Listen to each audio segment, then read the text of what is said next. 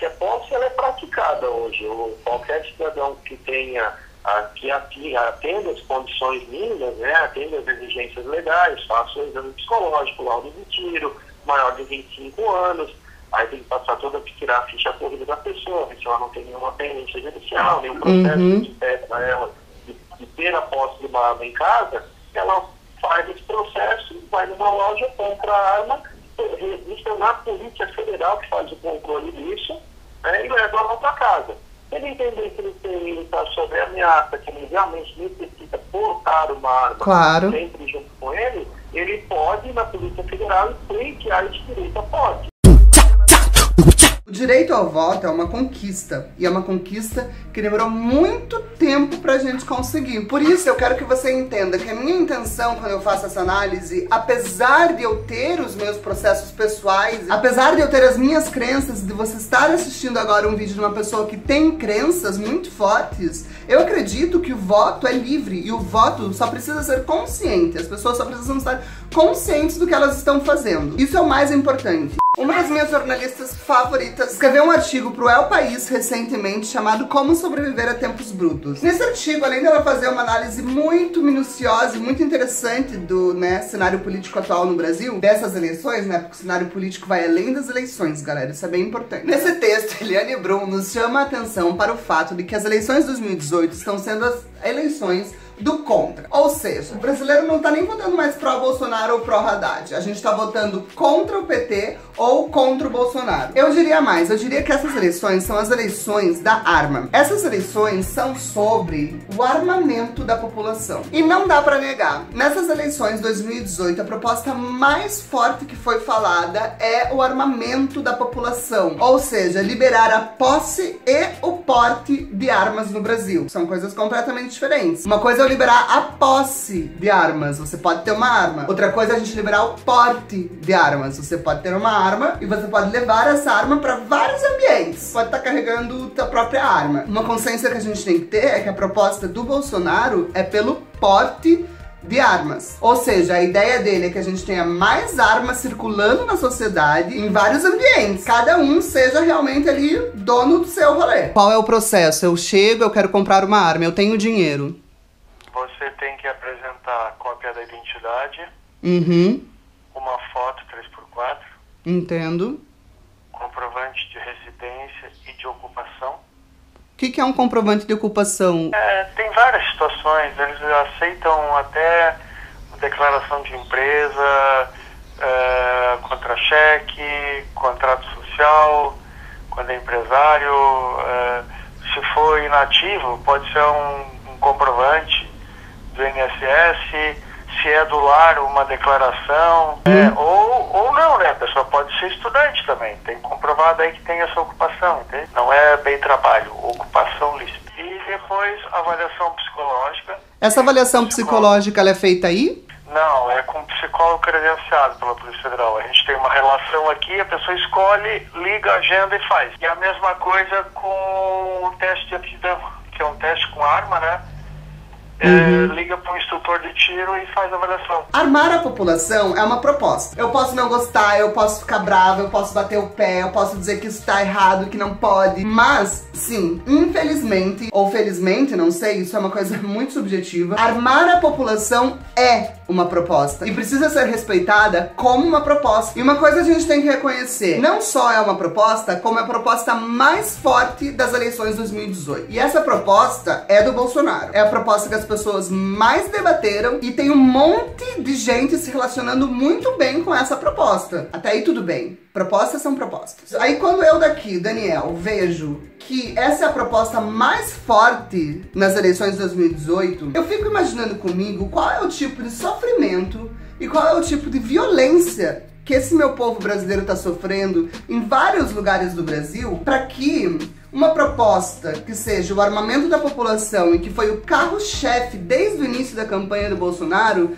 tenha se tornado uma proposta tão forte e tão grande e tão abraçada por diversos setores e regiões da sociedade. O que leva as pessoas a acreditarem que elas estão mais seguras se elas estiverem com uma arma na mão delas, se elas forem donas da sua própria segurança. Às vezes parece que as eleições de 2018 já não se tratam mais da gente estar escolhendo entre Haddad e Bolsonaro. O que parece mesmo é que a gente está realmente votando se a gente quer esse armamento da população ou não. E isso é bem perigoso por vários motivos diferentes, e a gente já vai falar por quê. Continue comigo nesse pensamento muito louco. Quem acompanha meu canal e quem me acompanha como pessoa, é lógico de que eu sou contra o Bolsonaro. Mas também é extremamente lógico e lúcido perceber nem todo mundo está no mesmo não ao Bolsonaro que eu. De repente se tornou muito claro de que dentro desse meu não ao Bolsonaro, eu não consigo abarcar o Brasil inteiro, eu não consigo falar pelo Brasil inteiro. Mas a pergunta que eu faço é, como foi então que o Bolsonaro conseguiu tanto apoio, tanta visibilidade,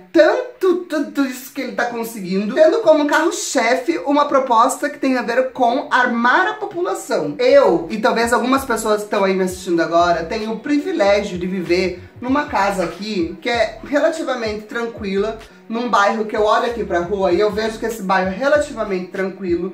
Eu tomo rotas no meu dia a dia que são relativamente tranquilas, ou seja, eu não me sinto muito em perigo o tempo todo no meu dia a dia. E realmente eu acho muito fácil eu ser absorvido por esse cotidiano, eu ser absorvido por essa ideia de que eu estou seguro, ou de que eu estou relativamente seguro o tempo todo, e esquecer que talvez exista aí do outro lado realidades brasileiras, realidades de pessoas que estão sofrendo muito com a violência que existe no país hoje. Tem um mapa que roda aí, que não é fake news, por incrível que pareça, que diz a quantidade de assassinatos em vários países do mundo equivalente à quantidade de assassinatos e homicídios que aconteceram no Brasil. A gente precisa admitir que a violência no país hoje é sim muito alta. E que quando essas pessoas que estão votando no Bolsonaro estão reclamando de violência, elas estão certas de fazer essa reclamação. E não é só a questão da violência, é a questão da impunidade também. Nós estamos vivendo num país onde as pessoas estão cometendo muitos crimes e essas pessoas estão saindo muito impunes desses crimes. Aí existe um eleitorado brasileiro, um eleitor que está votando no Bolsonaro, que está gritando, está berrando para o país inteiro ouvir que a violência no país está muito alta, de que eles não aguentam mais, de que eles estão com medo de sair de casa. E o que a gente tem feito? A gente ignora. A gente acha que é loucura, a gente acha que isso não é motivo suficiente pra gente querer a armação da população. E isso realmente é uma coisa que eu acho, isso não é motivo suficiente. A gente acha que essas pessoas estão loucas, a gente acha que elas estão erradas, a gente acha que essas pessoas estão exagerando. E aí tem uma coisa que entra até na psicologia. Porque pode ser que eu, Daniel Bonfim, tenha completamente noção de que existe um mundo perigoso lá fora, e mesmo assim eu enfrento esse mundo e eu vivo coisas nesse mundo. Mas o medo da violência pode ser uma coisa muito paralisante para algumas pessoas. E pode ser que algumas pessoas não consigam nem sair de casa por causa desse medo. E essa violência, ela existe, e esse medo, ele não é tão irracional assim. Esse medo da violência e esse medo que o eleitor do Bolsonaro tá colocando pra gente é preciso ser respeitado e aceitado, e a gente precisa falar melhor sobre esse medo. Aqui uma pausa. Armar a população é uma proposta. Mas não me entendam mal, eu continuo achando que armar a população é uma proposta cruel e muito, mas muito maquiavélica para a solução da segurança pública nesse país. E isso eu não vou arredar o pé. Eu posso aceitar que é uma proposta. E sim, eu aceito absolutamente, perfeitamente que é uma proposta. Mas eu preciso avisar que é uma proposta ruim. Não é uma proposta que resolve problemas. Eu não vou nem entrar aqui em lobby das armas, não vou nem entrar aqui em como existe uma empresa no Rio Grande do Sul que começou a crescer muito os seus dados na bolsa de valores, muito as suas ações, justamente por causa da ascensão da campanha do Bolsonaro e a ascensão de uma campanha que promove o armamento da população. Não vou nem entrar nisso. Mas o que a gente precisa entender é que quando o Bolsonaro faz essa proposta de que as pessoas tenham as suas próprias armas, ele não está necessariamente garantindo mais segurança para essas pessoas. Parece que sim. Se a pessoa vem com tiro e eu eu tô aqui só com a minha... Só que eu pego aqui, ó, só que parece que eu tô mais protegido. Mas não, ter uma arma, infelizmente, não vai garantir mais segurança. O que o Bolsonaro realmente tá dizendo com uma proposta de armar a população é que a tua segurança não é apenas mais uma responsabilidade do Estado. A tua segurança agora é uma responsabilidade que também é sua. Defender-se dos problemas da violência passa a ser uma responsabilidade sua, não mais apenas do Estado. É cada um por si. Isso é bom? Isso é ruim? Isso é uma proposta, isso é uma escolha. Isso é o voto que você está dando. E eu entendo que esse voto, ele vem com um voto de confiança. E eu acredito que as pessoas estão votando confiando de que as coisas vão ser melhores. Mas a gente precisa repensar isso aí. Mas então, quando foi que fortalecer a polícia militar, fortalecer as instituições, fortalecer a segurança pública, quando foi que isso se tornou uma má proposta? Quando foi que isso, de repente, parou de convencer a gente? Quando falhou. Quando não deu certo, gente. Quando as instituições estão muito falhas. E, gente, eu sou um estadista, entende? Eu acho que o Estado tem que fazer o melhor pelas pessoas. Eu acho que as pessoas, elas têm que se preocupar em viver as suas vidas, em viver os seus sonhos, em buscar as suas faculdades, seus empregos. Elas têm que, sabe, tá vivendo. E eu acho que algumas coisas, por exemplo, segurança pública, deveria ser, sim, mais responsabilidade do Estado. O Estado que devia estar lá com os policial bem treinado, com os policial inteligente, policial que estuda filosofia. E eu não quero nem dizer que essa é a proposta do Haddad, que eu acho que já tá bem claro, né? Mais uma coisinha aqui. Quando o Bolsonaro diz que a tua segurança é uma responsabilidade tua, ele está dizendo também, financeiramente, essa responsabilidade também é sua. Isso tem um custo já. Tanto o psicólogo quanto os documentos. Sim, tem que pagar o profissional, né, o valor, né? Quanto sai, mais ou menos, só essa parte de custo? Bom, o psicólogo é algo como R$150 a avaliação. E o teste com arma depende do tipo de arma. É de R$100 a R$130. Primeiro eu tenho que gerar todos esses documentos antes de pensar em comprar arma, né? Antes de vocês... Não, tem muitas pessoas que vêm aqui, escolhem a arma, eu dou a relaçãozinha dos documentos, ela reúne e aí depois assina os formulários, né? Com esses formulários a pessoa já sai da loja com uma arma? Não. Além desses documentos que eu mencionei, tem certidões de antecedentes criminais que se pega pela internet. Eu nem passo isso para o cliente, porque como eu faço todo o trâmite burocrático, eu tenho acesso, tenho prática e faço rápido, isso pega as certidões. Claro. Eu preencho os formulários para ela assinar, tiro as certidões de antecedentes criminais dela e imprimo o boletozinho da taxa da EPF, que é R$88, e pago para o cliente e encaminho para a Polícia Federal. Quando o registro fica pronto, aí ela pega o registro e vem retirar a arma. Entendo, a pessoa não chega aí na Polícia Federal, então. É que se você entrar no site da Polícia Federal, lá eles vão orientar a pessoa a fazer isso, né?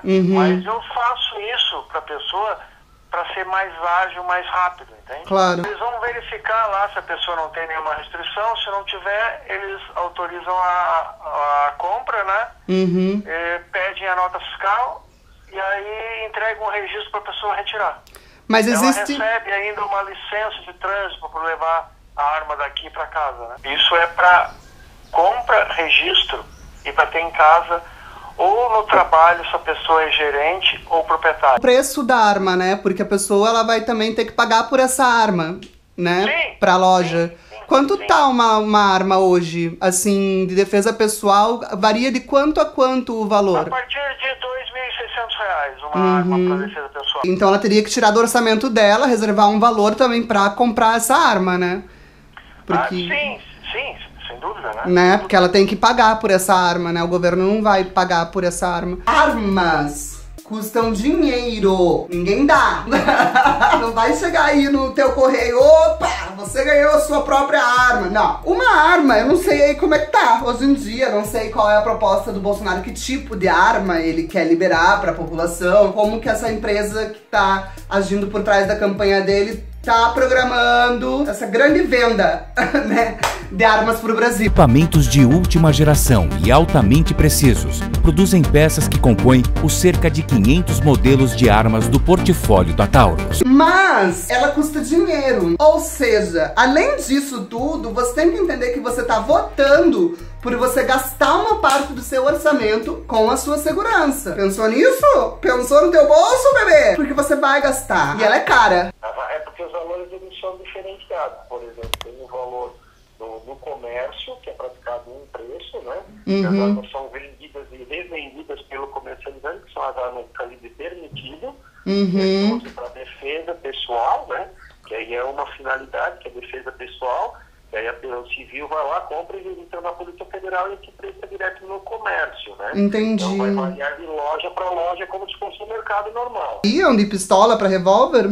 Varia bastante os preços, de modelo para modelo vai variar bastante. Gira em torno aí de lançamento a partir, né, de mais ou menos R$2.200 até R$4.300. Eu vejo aqui uma TH-40C. Quanto custaria essa? Essa tá R$3.512. Isso dizer que é no preço em Santa Catarina, tá? Porque cada estado, o preço que a fábrica pratica é igual em todos os estados brasileiros. Não existe variação de preço. A venda direta de fábrica ela é um preço único. Cada estado tem a sua tributação particular.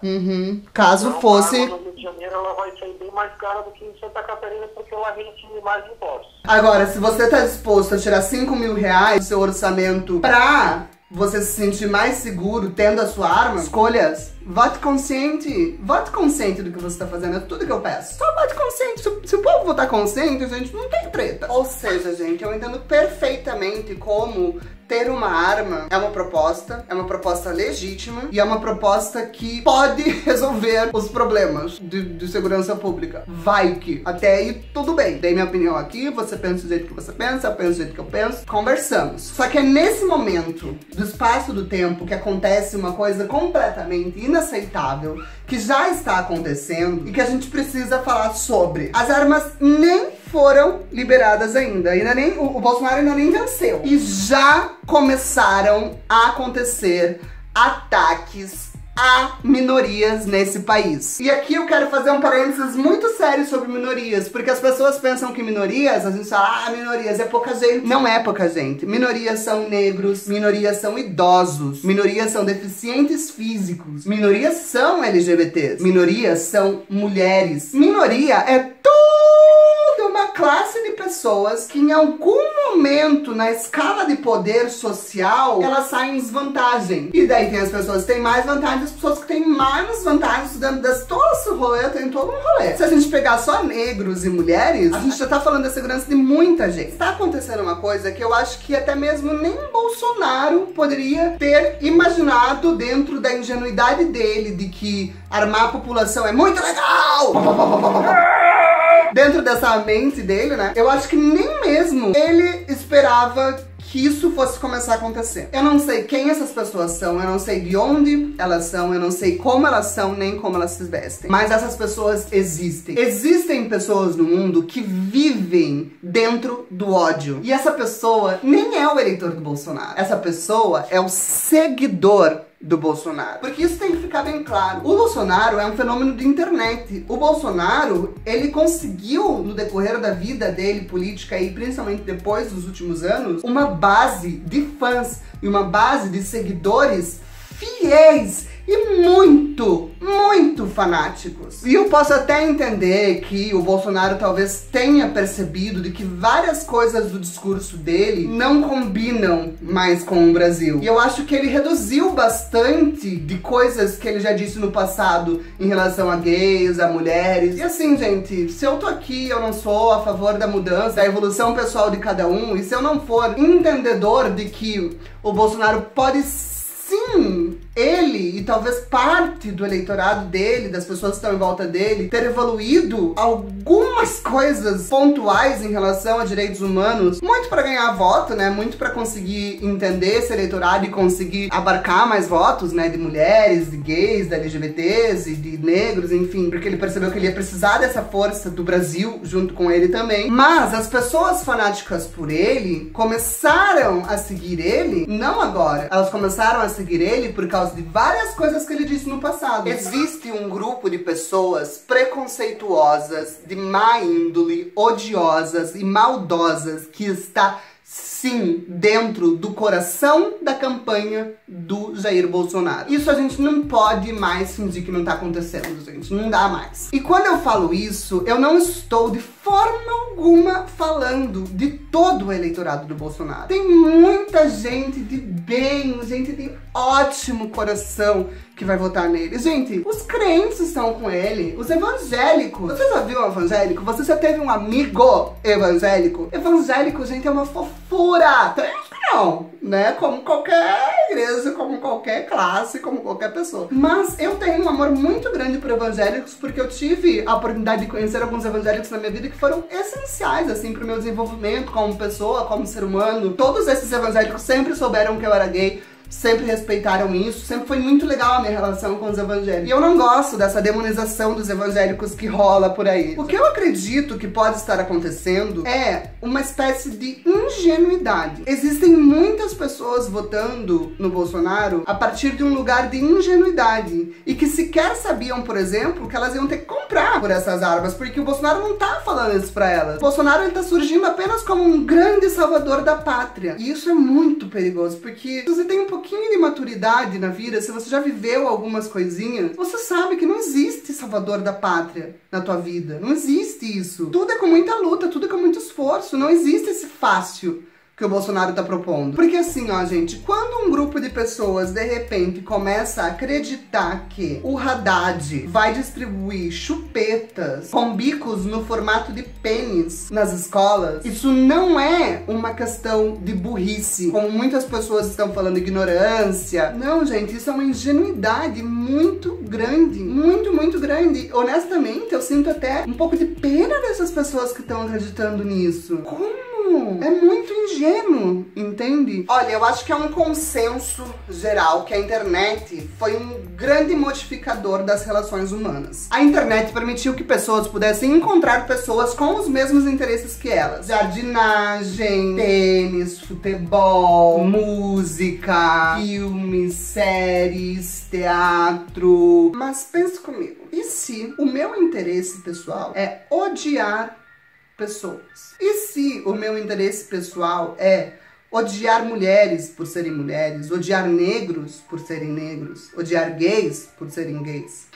Eu tenho certeza que você aí do outro lado que tá me assistindo é uma pessoa de bem, mas você sabe que essas pessoas de mal existem. Eu sempre vivi em contato com essas pessoas que odeiam gays. Eu sempre vi elas, ao menos. Essas pessoas que odeiam, elas se encontraram. E a internet foi um fator essencial para isso acontecer. Hoje a gente vive num mundo de grupos privados. Desde o telefone, que as pessoas podem ligar uma para outra, conversar, sem que ninguém saiba o que elas estão falando. A internet fez com que as pessoas agora não possam entrar em grupos e conversar privadamente sobre qualquer assunto. E esse grupo pode se organizar, ele pode pegar esse ódio que ele tem dentro dele, dentro do coração, e fazer um monte de coisa. Ele pode fazer um monte de bosta. E é esse grupo de pessoas que não é o eleitor do Bolsonaro, mas uma parte do eleitorado fanático dele que existe, e a gente precisa falar sobre isso, porque os ataques já estão acontecendo. Já começaram a acontecer ataques a gays, a negros, a nordestinos, a todo tipo de minoria, apenas porque o Bolsonaro fomenta isso. E não tem como negar, gente. É a proposta dele. Você sabe disso e eu sei disso. A proposta dele é o armamento da população. Ele tem um discurso que no passado foi, ou agora ainda, é muito odioso de muitas minorias. O Brasil para as maiorias! As minorias têm que se curvar às maiorias! A lei deve existir para defender as maiorias! As minorias se adequam ou se simplesmente desaparecem. Morreu uma pessoa, a resposta do Bolsonaro foi que isso foi um excesso, foi uma coisa que aconteceu, que ele não tem nada a ver com a criminalidade que tá acontecendo. Isso é grave, gente. Um presidente precisa governar pro Brasil inteiro e não só pro seu eleitorado. Como é que uma pessoa tá dizendo que ela vai lutar contra a criminalidade, o país inteiro tá acreditando que ela vai fazer isso, acontece um crime e ele não tem nada a ver com isso, não é responsabilidade dele, é infantil. Um presidente tem que governar pra todos. Não dá mais pra se esconder atrás do slogan "isso aí é fake news do PT". Todos os meios de comunicação, várias pessoas ao redor do mundo, vários meios de comunicação ao redor do mundo estão falando que existe uma situação muito crítica no Brasil hoje. Teve um comentário muito cruel, que eu me senti extremamente atacado, que eu recebi no último vídeo que eu fiz aqui no canal, nos últimos 2 vídeos que eu falei sobre isso, na verdade, em que as pessoas me chamaram nos comentários de egoísta. As pessoas subverteram completamente o que significa egoísmo, porque elas começaram a dizer que eu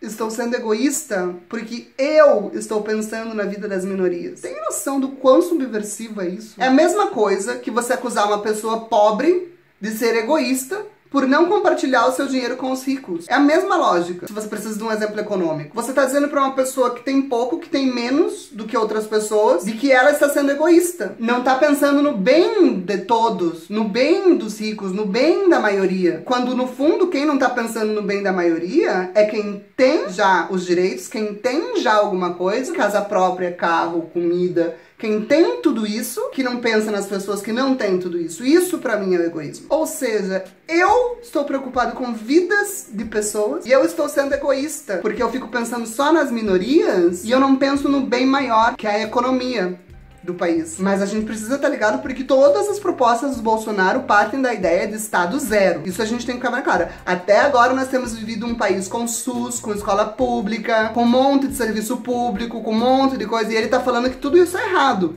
Ele tá falando que todas as coisas devem ser regidas pelo mercado. Choices, escolhas. Eu não posso entrar na tua cabeça e te dizer como pensar. A gente tem que pensar junto, é isso aí mesmo. Acho que a gente tá tentando avisar vocês, não tá certo isso. E de que os ataques vão aumentar. De que o Bolsonaro não vai ter controle sobre esses ataques. Eu não sei nem se ele quer ter controle sobre esses ataques. Morreu uma pessoa apenas porque ela votava no PT. Vamos fuzilar a petralhada aqui do Acre, hein? Se você acha que isso, apenas isso, define uma pessoa o suficiente a ponto de que essa pessoa deveria ter morrido, é justamente você que eu estou combatendo. Você é essa pessoa fanática que acha que as pessoas têm que morrer por suas escolhas individuais. A verdade é que a gente está desesperado, porque tem um grupo de pessoas que está extremamente lúcido e que está vendo tudo isso acontecer, e tem um grupo de pessoas que nem se importa tanto assim com política, que nem se importa com o que pode ou não acontecer, e que ela tá só votando. Por que a gente é enganado como povo? Por que o brasileiro é enganado como povo há tanto tempo por políticos corruptos?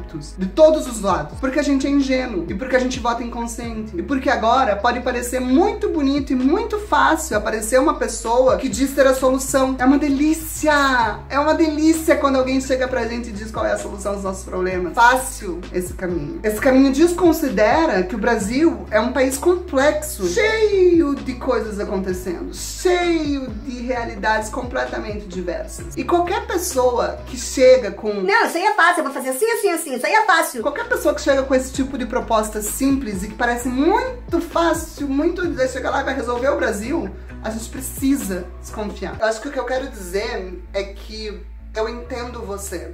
Eu entendo as suas demandas. Eu entendo que várias coisas na sua vida estão difíceis agora. E eu entendo que a gente precisa de um governo que ajude-nos nas nossas lutas e nas nossas dores. Eu me relaciono com a sua dor porque eu também tô no Brasil. Eu também sou brasileiro. Mas existem maneiras de a gente conseguir chegar lá. De a gente conseguir fazer o bem, a gente conseguir criar um país melhor. E ela começa pela gente. Ela não começa nem... isso que a gente sabe, né? Porque a gente sabe que não tem nada a ver com aquilo lá. E eu entendo também que uma boa parte do eleitorado do Bolsonaro são pessoas que estão relativamente cansadas da discussão de sexo, gênero e sexualidade nesse país. Tudo o que aconteceu, a internet transformou numa questão de politicamente correto. Que é racista e não sei o que, homofóbica e não sei o que. E eu concordo que isso tá muito desgastante. Porque a gente tá há 4 anos discutindo gênero, sexo e sexualidade e parece que a gente esqueceu de todos os outros assuntos que existem nesse país. E eu concordo com você. Isso realmente tá errado, a gente precisa começar a discutir saneamento básico, educação, alfabetização. Eu entendo que você, como heterossexual, enquanto maioria, sinta que eu estou sendo egoísta, porque faz muito tempo que a gente não fala de você. Faz tanto tempo que a gente tá falando dos problemas dos gays, dos negros, das minorias, que parece que a gente esqueceu dos outros. Parece que a gente esqueceu que a vida de outras pessoas pode estar difícil por outros motivos que não são. Não tem nada a ver com ser gay, com ser lésbica, ser trans, com não sei o quê. Porque essas pessoas podem até respeitar, entender, podem até curtir, achar legal que gays ganhem direitos. Só que o que a gente não pode é criar essa narrativa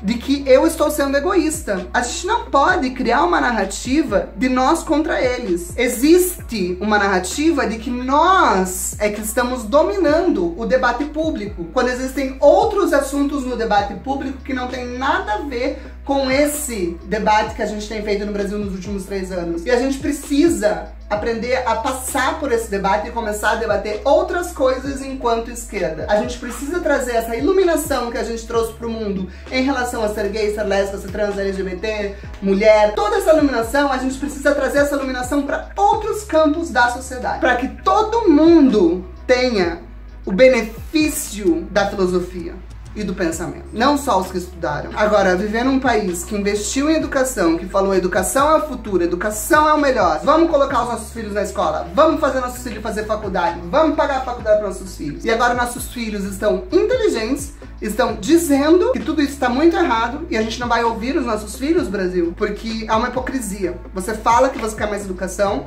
mas quando as pessoas são educadas e te dizem coisas educadas, você não gosta. Eu queria terminar esse vídeo dizendo que, independente da minha análise, eu respeito absolutamente qualquer decisão que qualquer pessoa que esteja assistindo esse vídeo tome em relação às eleições de 2018. Eu acho que o voto, ele é muito pessoal. E eu acho que cada pessoa tem que votar como acha melhor. Muitos militantes, muitos grupos de militâncias do PT, que eu entrei porque eu tive que entrar nesse momento, desculpa gente, mas eu tive que entrar, eu nem sou PT, eu nem sou pró-PT. E muitos militantes falam da gente transformar os votos nulos em votos do Haddad. Eu não acredito nessa transformação. Eu acredito que se a pessoa quer votar nulo, isso é um direito dela. Cada pessoa tem que votar conforme acredita. O máximo que eu posso fazer é trazer essa reflexão que eu trouxe aqui pra vocês. E que eu espero que tenha um impacto muito positivo na sua vida, se não agora, mesmo depois. Eu já tô pensando no depois. E eu acho que todo mundo já deveria estar pensando no depois. Tá bom?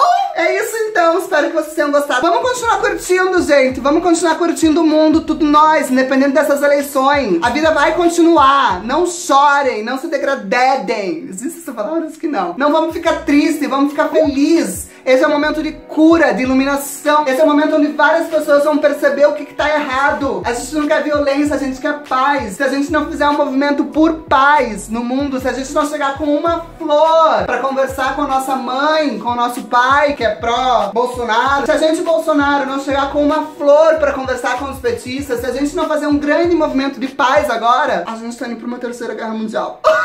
Se de alguma forma que eu falei aqui te tocou, não se sinta mal ou envergonhado em anular o seu voto, que era pro Bolsonaro ou pro Haddad, não interessa. Faça o que você achar melhor, mas vote consciente. Vamos viver nossos sonhos. Temos tão pouco tempo. Beijo. You go check.